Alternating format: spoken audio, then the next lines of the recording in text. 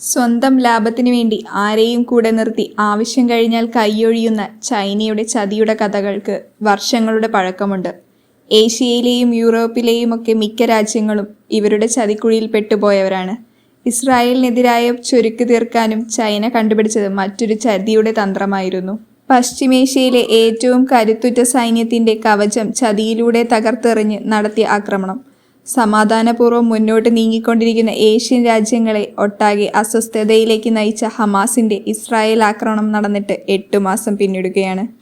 നിരവധി പേരുടെ ജീവനെടുത്ത പാശ്ചാത്യ രാജ്യങ്ങൾ പരസ്പരം പോർവിളി നടത്താൻ കാരണമായ അക്രമമാണ് കഴിഞ്ഞ ഒക്ടോബർ 7 സംഭവിച്ചത്. മാസങ്ങൾ പിന്നിട്ടിട്ടും ഇന്നും സംഘർഷഭരിതമാണ് അവിടം.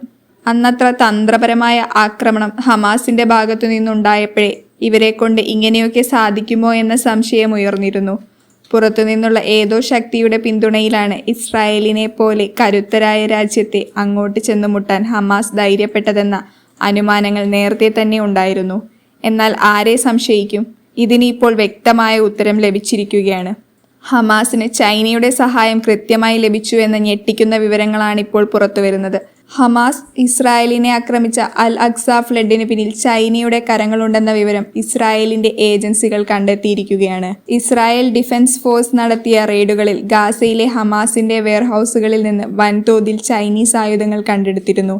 ചൈനയുടെ പ്രതിനിധികളും ഹമാസ് നേതൃത്വവും തമ്മിൽ ആശയവിനിമയം നടന്നു എന്നതിനെ സാധൂകരിക്കുന്ന നിർണായക തെളിവുകളും ലഭിച്ചിട്ടുണ്ട്.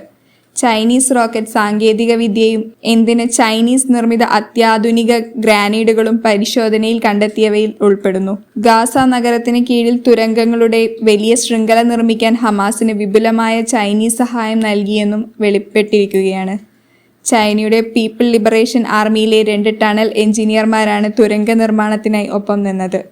ഹമാസ് ചൈനയുടെ ഏജൻസികൾക്ക് സൈനിക പരിശീലനം വരെ നൽകിയെന്ന ഞെട്ടിക്കുന്ന വിവരം പുറത്തുവരുന്നുണ്ട്. പീപ്പിൾസ് ലിബറേഷൻ ആർമി തന്നെയാണ് ഇതിനു പിന്നിലും.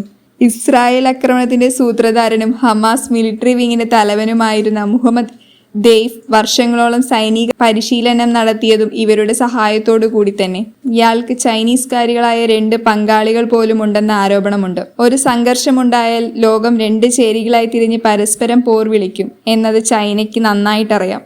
ഈ പഴുതിലൂടെ ചൈനയ്ക്ക് തങ്ങളുടെ പദ്ധതികൾ നടപ്പിലാക്കാനാകുകയും ചെയ്യുമെന്ന് അവർ കണക്കുകൂട്ടുന്നുണ്ട്.